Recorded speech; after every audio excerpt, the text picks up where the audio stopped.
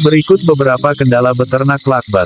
Polusi suara. Kalau sudah tiba waktunya lakbat sedang aktif-aktifnya, biasanya pada saat matahari sudah meninggi sekitar pukul 11 sampai pukul 14, lakbat akan bersahutan mengeluarkan suaranya.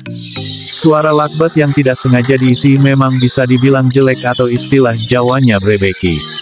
Sebenarnya inilah letak keunikannya.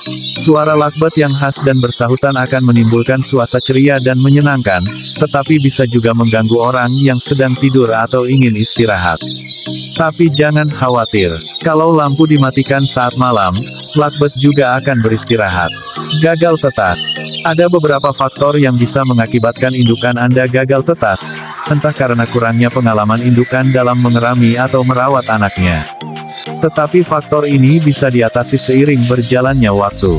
Indukan akan semakin pintar dalam mengerami dan merawat anak-anaknya.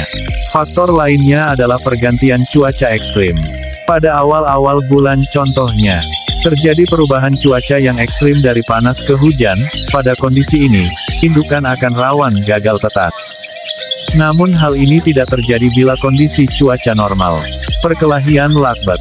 Hal ini umumnya terjadi pada saat lakbat dijadikan satu sangkar dengan saudara atau bukan saudaranya sendiri yang memiliki umur sepantaran. Alih-alih mau mencarikan jodoh yang tepat, sebagian lovebird yang memiliki sifat nakal, jahat akan berkelahi dengan lakbat lain. Yang sia mengakibatkan salah satunya cacat. Buruknya lagi, bila lakbat sudah dewasa akan dijodohkan. Apabila tidak disertai dengan pengetahuan dan pengamatan yang jeli dalam menjodohkan lakbat dewasa, bila mereka merasa tidak cocok, mereka tidak malu-malu untuk berkelahi sampai titik darah penghabisan. Biasanya hal ini terjadi bila yang dijodohkan jantan-jantan, perbedaan usia yang terlalu jauh, atau salah satu lovebird memiliki sifat yang kejam ketika mereka merasa tidak suka. Cacat pada lakbat. Hal ini biasa terjadi pada anakan yang baru menetas. Biasanya dikarenakan kaki terjerat oleh sarang yang terlalu berbelit-belit ataupun sampai terperosok di sela-sela kawat. Dan dipaksa ditarik sehingga mengakibatkan kecacatan seperti kaki kaku atau juga patah. Pemegangan lakbat secara tidak benar juga bisa melukai mematahkan tulang sayap lakbat. Namun hal ini jarang terjadi. Serangan HAM. Bila peternak tidak menjaga kebersihan di ruangan atau di sangkar, tidak menutup kemungkinan hama akan berdatangan. Antara lain kecoa, semut, tikus, cupit, atau hewan-hewan lain yang bisa ikut bersarang dalam glodok dan bisa menyerang indukan, hingga mengakibatkan kerugian mulai dari anakan mati sampai indukan mati. Utamakan kebersihan pada lingkungan sekitar. Kematian lakbat. Dalam memilih calon indukan, ada beberapa yang perlu diperhatikan yang sudah kami sediakan pada tips memilih lakbat. Pemilihan calon indukan yang sudah terlihat tidak sehat, bila tidak dilakukan perawatan yang baik tentunya lakbat tersebut bisa mati. Juga dalam perawatannya harus dilakukan sebaik mungkin untuk mencegah kematian yang biasa ditimbulkan akibat penyakit, virus, dan hama. Karena harga yang tinggi, kematian ini juga menimbulkan kerugian yang juga tinggi. Lakbat lepas.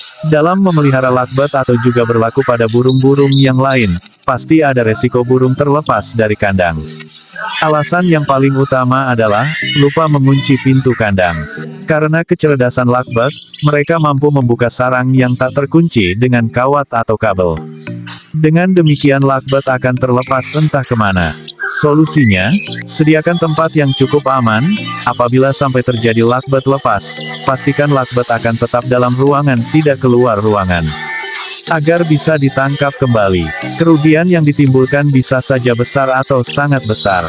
Karena harga lakbat per ekor yang berkisar antara 150.000 anakan non-klub, sampai dengan 3-5 juta, harga lutino mata merah. Sakit mata. Sakit mata adalah musuh terbesar peternak lakbat sekaligus pembunuh nomor 1 atau setara dengan flu burung, tapi sakit mata tidak akan menular ke manusia. Virus penyebab sakit mata ini bisa menular dengan sangat cepat, apabila tidak ditangani dengan benar, peternak bisa gulung tikar akibat semua indukan miliknya tertular dan mati secara cepat dan massal dalam jangka waktu 1-2 hari saja.